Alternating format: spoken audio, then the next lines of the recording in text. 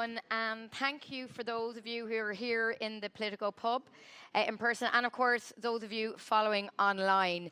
I'm delighted, I really am delighted to be chairing this conversation, I'm going to describe it as, with Bill Browder. He's well known to many of you. He's CEO of Hermitage Capital and also was recently knighted for his efforts as a human rights campaigner and a very prominent anti-Putin activist. Bill, thanks for being here. Great to be here. Now, you know what, I'm going to start, I was just thinking about this. You know, I don't know if you remember this, but last year, this day last year, the death of Alexei Navalny was announced, and I met you just next door in the main hotel, and you know, as a journalist, I was like, it's Bill Browder, what's your response? And I can still remember you were emotional, you were shocked, and I remember that human reaction. You knew him, and you had just heard the news, and we are now here a year on, it's his anniversary tomorrow. I mean, just any reflections on that, and maybe explain to people about your connection with him. Yeah, so Alexei Navalny was murdered by Putin in a Siberian prison camp exactly 1 year ago, and I remember the exact moment I got the news, and I remember the moments afterwards because you could almost cut through the air here in Davos. For anyone who was here last year, you know what I'm talking about. You could cut through the air because there was just so much anger and indignation that Putin could kill Alexei Navalny, and Alexei Navalny was the only real politician in Russia. Now, Putin's not a politician. Putin is a dictator who's just usurped power. And I mean, it's like, you know, somebody murdering a presidential candidate, and everybody had a really, I would say, appropriate response to that. And then everybody forgot. Yulia Navalnaya was here last year, and I remember her speaking on stage, and she's here now. And, you know, other than a small number of us, everyone has forgotten about the murder of Alexei Navalny. There has not been justice. And then here we are today, and you could cut through the air again. This time you're cutting through the air because of the speech of J.D. Vance yesterday and the implications of that speech. What was your response to the J.D. Vance speech? Well, in my lifetime, I've never seen, you know, the natural situation is that Russia is a bad guy and Europe is the good guy. And more or less yesterday he said that he barely mentioned Russia, and then somehow Germany and the UK and Romania are the bad guys, and sort of comparing it to the Soviet Union or something like that. And I don't think I've ever seen anything like that, and it's certainly, you know, everybody is in a state of shock right now. Yeah, I mean, you're somebody in your life and career who have straddled these worlds, America, Europe, Russia, and yet we're here at the Munich Security Conference, and it does feel like we're at some kind of inflection point, that the transatlantic alliance is no longer a priority, evidently. We've been told this by a number of Trump officials here and during the week in Brussels. It is not a priority anymore for Washington. I mean, what does that worry you? I mean, do you think this is the new reality? What's your feeling? What are you hearing? Well, I guess what I'm hearing is that you know, some of their criticisms of Europe are not wrong. Europe has sort of sat back and just sort of been complacent, and America has been protecting Europe. But what this means now is that Europe needs to step up and protect itself, and it means that Europe needs to do the right thing as far as Ukraine goes. If the U.S. wants to cut off military aid for Ukraine, then Europe needs to figure out how to save Ukraine, and maybe that means confiscating the central bank reserves, the $300 billion of Russian central bank reserves, most of which is held in Europe. That might mean spending more money on defense. That might mean a lot of things, but I mean, you know, it certainly wasn't pleasant, and it's not right that the transatlantic alliance, that, you know, that Europe and America have been together and for, since the Second World War is being challenged. But sometimes you need a good kick in the ass, and that's what Europe has gotten. And hopefully Europe will respond appropriately, because a lot of the peace on earth depends on it. Now, just to pick up on your point about the frozen Russian assets. So these are the assets that were frozen by the West after the full-scale invasion by Russia of Ukraine. And it's a technical issue, but most of those assets are sitting in Europe, in Belgium. And the Europeans so far have indicated strongly that they don't want to touch these underlying assets. They're prepared to do something with the interest generated by those assets, but not with the underlying assets. You think that's wrong? Well, so about a week after the war started, all this money was frozen. As you mentioned, most of the money is in Europe because Putin knew that America would be much more aggressive on the Russian assets. So there's only like 12 billion of the 300 billion which was held in the U.S., and most of it was held in Europe or the U.K. And Putin's assumption was that he sells so much gas to Europe that they wouldn't have the guts to take it. And of course, he stopped selling gas to Europe, and they did have the guts to freeze it. But then the question has become, what happens to these reserves? And I've been running around the world for the last 3 years saying, Putin has done more than $1 trillion of damage to Ukraine. We have $300 billion of his money. We should take that and use it either for their defense or their reconstruction. And the first response was, that's absolutely impossible, can't be done, no way, et cetera. But as the war dragged on and as the numbers started to get higher and higher, then a discussion started. And the U.S. passed a law called the Repo Act, which allows the U.S. to confiscate the money entirely. And then Europe started to negotiate among themselves. And I have a lot of experience with Europe because of trying to get the Magnitsky Act passed in Europe. And Europe doesn't speak with a single voice. They have this 27 member states. And they started to have a negotiation within themselves. And they came up with this crazy half measure, which is they'll take the interest on the money, but they won't take the principal on the money. And because they feel it would set a precedent. They're worried about the legality of that. Well, the legality is already dealt with. If they're taking the interest on the money, once you take the interest, you've crossed the Rubicon. There's no more legality to worry about. And so that was just a weird sort of half measure. And then they came up with this idea. Okay, we're going to take the interest on the money as it comes, but we're going to then borrow. We're going to lend $50 billion to the Ukrainians and fund that with the future interest. What they didn't seem to anticipate or think about is that at any point, any one of the member states of the European Union can, and I say any point, I think once every 6 months, they have to reapprove the sanctions. And if, for example, Hungary, which is a big friend of Putin, decides to not renew the sanctions, then what happens? The sanctions cease, and the frozen money gets returned to Russia. Yeah. So we have 6 months to get this money, and it seems illogical to me. It might have been a sort of nice idea to take the interest when there was nothing else to think about, but now we're in a situation where the U.S. has threatened to withdraw military aid to Ukraine, and the $300 billion would pay for military aid to Ukraine, so Ukraine wouldn't be forced to surrender, because that's what Donald Trump and Putin decide. I mean, we are seeing some signs from in the EU that some figures are pushing for this to happen. Kaja Kallas, the relatively recently appointed EU foreign policy chief, actually made that point at a political event in Brussels just before Christmas. On that, I mean, look, the other big issue, the issue hanging over Munich is the fact that actually the big decisions about Ukraine are going to be taken very, very soon, not here, but perhaps in Saudi Arabia.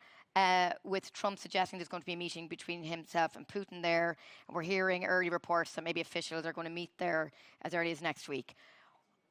You knowing Russia like you do, knowing Putin as you do, I mean, what's your response to this really amazing development that's happened in the few days? We've kind of accepted now that this is what's going to happen, but it's only a couple of days ago since Trump announced he was moving ahead with these negotiations with Putin. What's your response to that? Well, so what's going to happen in Saudi Arabia is that one of the warring parties will be there, and the other warring party is not. So how do you have a negotiation when a peace treaty or a ceasefire negotiation when one of the parties at war is not there to negotiate? And so whatever Trump and Putin agreed to, it's kind of irrelevant because Ukraine is the person, or I should say Zelensky is the person that needs to agree with Putin. So they could come up with a proposal to Zelensky, and then Zelensky has to decide whether that proposal is acceptable to him and the Ukrainian people. But for them to make a decision, they're not in a position to make a decision. And then to the extent that they that the decision involves Europe, then where is Europe? Europe's not in that conversation. They can't allocate European troops without Europe agreeing to European troops. And so I think it's sort of a grandiose announcement, but I can't see the mechanics of it leading to any outcome other than some kind of agreement between Trump and Putin about what those two individuals want. I mean, it's interesting because we're here at the Munich Security Conference, and there is such a high level of knowledge and experience in and around where we're sitting, right? But in one way, as the years go on, there are not that many people who've dealt directly with Putin. There's a few EU officials who sit across the table with him, some obviously prime ministers who have. But give us a sense of what you think might be going on in the Russian mind at the moment, what's going on with Putin and what his objectives are. I mean, what's your sense? So Putin is a guy who doesn't have any, he has an advantage over every other world leader in that he has no constituents. There are no people that determine whether he's in his job. There's no courts or judges or prosecutors that determine whether he's done his job properly. There's no press to look into his actions. And therefore, he can do all sorts of stuff which would get any other world leader fired 20 years ago. And so Putin has overextended himself in a way that nobody could have done. He's, according to the Ukrainian estimates, 850,000 Russian soldiers have either been killed or disabled. He's probably spent $1 trillion on this war overall. And he has been playing it and playing it and playing it because, and normally he could have never gone this far, hoping for for some kind of thing to come in and save him. And all of a sudden, something may have come in to save him, which is Donald Trump. Donald Trump is now, remember, he was an isolated world leader. Nobody would talk to him. He was indicted by the International Criminal Court for crimes against humanity. And all of a sudden, Donald Trump has spent an hour and a half on the phone with him, is going to go visit him in Saudi Arabia, says he gets along really well with Putin, wants Russia to join the G7. So what's Putin thinking? Putin's thinking, finally. After all, I mean, literally, any other country there had been 20 leaders coming and going with everything that he has given up, but he's finally gotten some respite, and so he's saying, "Phew! Finally, now we can do some business," and he's very, very, very happy. He's popping champagne in the Kremlin right now. I mean, one of the themes here over the last few days has been that it has been trying to decipher what the plan is. Is there a plan? There doesn't seem to be one, but who is speaking for Donald Trump? Who is speaking for America?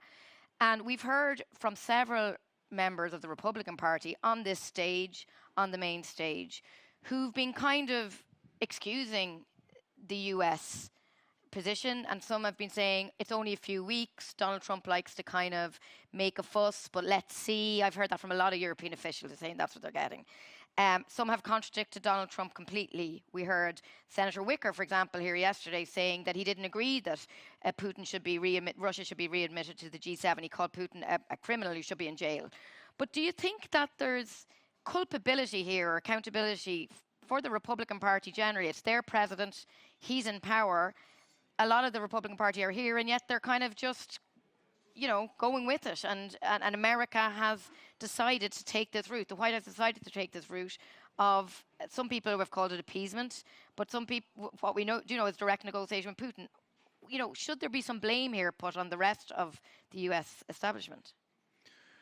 Well, I mean, I think at the end of the day, I mean, I've spent the last 2.5 days here and meeting with many members of Congress from both sides, and there is pretty much no difference between the position of Democrat senators and Republican senators when it comes to Ukraine, when it comes to providing military aid to Ukraine, when it comes to confiscating Russian assets. I mean, they're exactly the same. The entire policy is being driven by Donald Trump, and as you mentioned, that it's not just